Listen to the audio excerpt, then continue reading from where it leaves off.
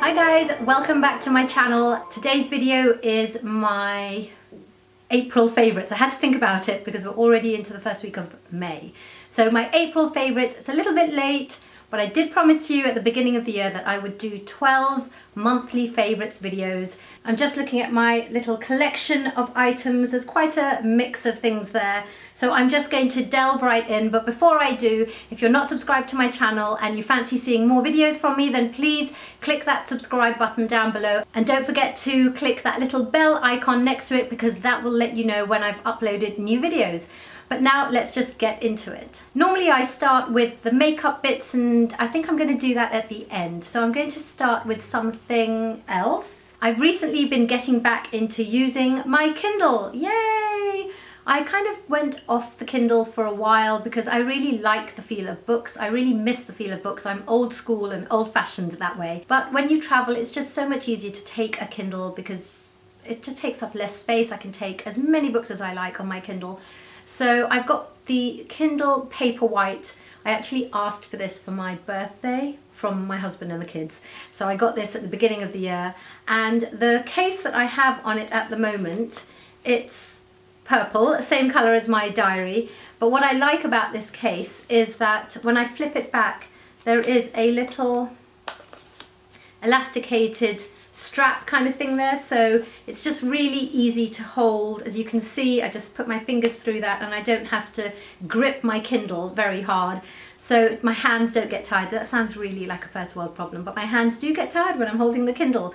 So what I wanted to ask you, and part of the reason why I've put this first in my list of favourites, is reading recommendations from you guys. I'm really getting back into my reading and I would love some recommendations from you guys. So please leave your reading recommendations for me in the comments box below. Next up is a favourite that I would really rather not be recommending. I have started suffering from hay fever in the last, I would say, 2 to 3 years. In fact, when it first started, I didn't even know what it was, because I've never suffered from hay fever before. And about 3 years ago, I started getting very, very itchy eyes, right in the very center part of my eye. Literally to the point where I wanted to almost scratch my eyes out. But I didn't connect it with hay fever because I'd never had it. But over the last 2 or 3 years, I'm getting more and more of the symptoms of hay fever, and I can't deny it, that is exactly what I have. And I shouldn't really be surprised because I know that my father developed hay fever in his adult life as well. So I guess it should have been expected. Anyhow, I've been turning to the dreaded antihistamines.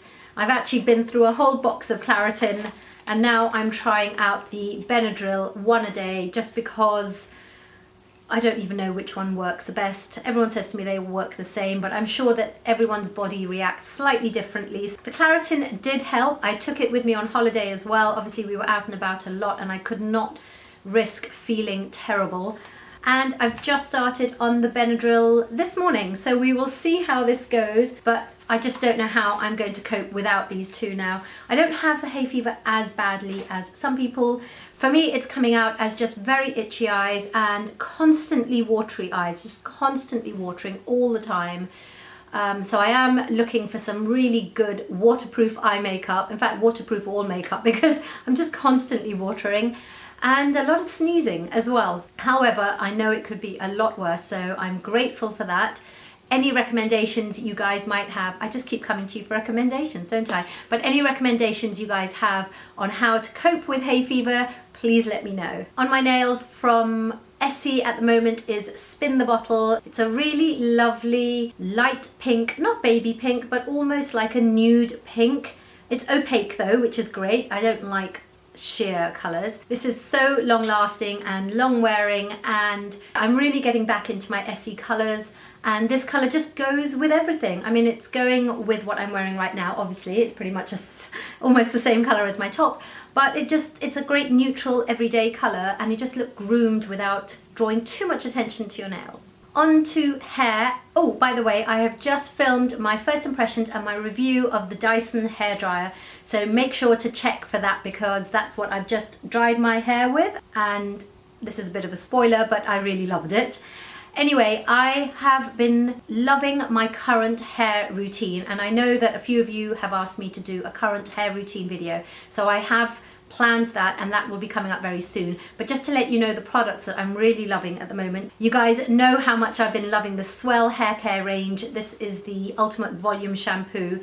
It's just about finished. So while I'm waiting for my order of my new SWELL shampoo to come through, I've been using this from LA Science. It's a follicle stimulating shampoo, and I really like it. I've had this in the shower for a while, and I don't know why I haven't been using it, but recently I've been using it every time I've been washing my hair, followed with a defrizzing conditioner, which I featured in my last favourites video, which you can't get anymore. So I don't know what I'm going to do when that runs out. I'll have to find something else. But this LA Science shampoo is specifically for people who are suffering from thinning hair, or think that they are suffering from thinning hair, and I think majority of people I know definitely think they are. Whether they are or not is a different issue, but we all think that we're losing too much hair, especially once we've had children. You just know you're losing way too much hair. But this, I find, has been really helping with the volume at the roots of my hair.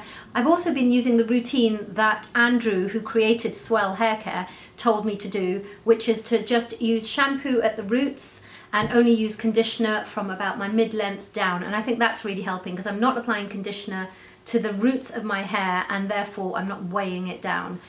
Anyway, back to this one. I really like this. So I think I'm going to look into the rest of the range to see what else they have. But for now, I really like this. Something else that I've really been loving using in my hair is the Percy and Reed Wonder Balm. This is actually my second tube, and I use this before I blow dry and then again after I blow dry, especially if I put a few curls into the bottom like I have here. It's great for adding a little bit of definition and shine. It's just a really good multitasking product. Let's talk about makeup. Obviously, my favorites are going to be the makeup. I've really been loving the makeup that I've been using recently. In fact, quite a lot of what I'm going to show you is actually on my face right now, but that's because I've been using it almost every day. But that's because they are my favorites, and it's almost like my everyday look. So first up, it's the Rodial Eye Sculpt. This is a cream eyeshadow in the most beautiful cool brown shade. It's almost like a cool taupe shade, and you can build it up into a really smoky intense look, or just a gentle wash for an everyday look. And you can apply this with a brush or with fingers. It really doesn't matter. It just depends on how you like to apply it. I just think it's a genius product. It just makes doing an everyday makeup so much quicker and easier to do, because it's just no fuss whatsoever. It's basically almost foolproof, and I think the same of this. Now, there's not very much of this left. This is my Charlotte Tilbury Rock and Kohl eye pencil in Barbarella Brown. I do have a new one. My backup is ready for when this runs out, but this is nearly an everyday. It's a beautiful, dark, intense brown. It's a warmer colour than the Rodial Eye Sculpt, and together it just gives really lovely definition on the eyes. It's soft enough to be smudged out into a smoky look, and also for underneath the eyes, on the lower lashes if that's what you want to do. But it's great to get that feline flick as well. If you're not very good with liquid eyeliner, then have a go with the Charlotte Tilbury Rock and Kohl, because it's really easy to apply and really easy to position. I just think that the formula works really well. It doesn't drag at all, which makes it so much easier. The next items in my favorites list are actually in another video that's about to go up very soon, my first impressions video of a whole load of new makeup that I've recently been using. But I've been using these almost every day, so they've already gone into my favorites, and it is the iconic Pro Eva brushes. It's a really beautiful, soft palm brush to apply foundation, whether it's liquid or cream foundation, or even to blend in bronzer and contour. It's just really beautifully soft. Actually, I should have washed this before I showed it to you, but this is the one for foundation, and then I also have this one which is for contour. So you can see that there is a different shape to the two of them. You can also see how dirty this one is, but this one definitely needs washing. This is for contour, so it's a shaped brush, makes it really easy to get in under the cheekbones and then blend upwards with a cream contour, and together they have just made making up my face so much quicker and easier. I mean, to put my foundation on now takes less than 30 seconds because the brush just covers so easily and it is so soft and it's a lovely airbrushed finish. I've been using this with liquids mostly, but also with a cream foundation, and it works just as well. Talking of my contour, I've recently been turning back to cream contours rather than powder contours, just because I'm turning away from powders for a little bit. And one of the ones I've gone back to is my Becca Low Light Highlight Perfecting Palette. It has the contour shade here, which is just perfect. Really, really love this. And then the most beautiful rosy gold highlight as well. I'm wearing this on my face today, very, very gently though. I don't go for a heavy contour. I don't even know if you can tell that I've used it because A, hopefully I've blended it out properly, but B, I don't tend to go for really heavy contours, certainly for the daytime anyway. But I've been using this in conjunction with those iconic brushes and it's a really lovely finish. It blends so beautifully. And the other product that is in my first impressions video but has already made it into this favorites video is this YSL Cream Bronzer. Look at that colour. Isn't that gorgeous? It is really, really easy and simple to apply. I've applied it with a brush, but you could also apply it with your fingers and blend it out. It's giving the most beautiful flush on the skin, as if I've literally just been in the sun for a little bit. It's exactly the shade of bronzer that is perfect for my skin tone. It's a really warm bronze shade with just the right amount of orange, which I know is going to scare some people, but I don't mean it's orange. It doesn't make you look like you've been tangoed or anything. It just gives a really warm flush. And it's very natural looking as well. And last up, it's another product from Iconic. I'm loving everything that's coming out from Iconic at the moment.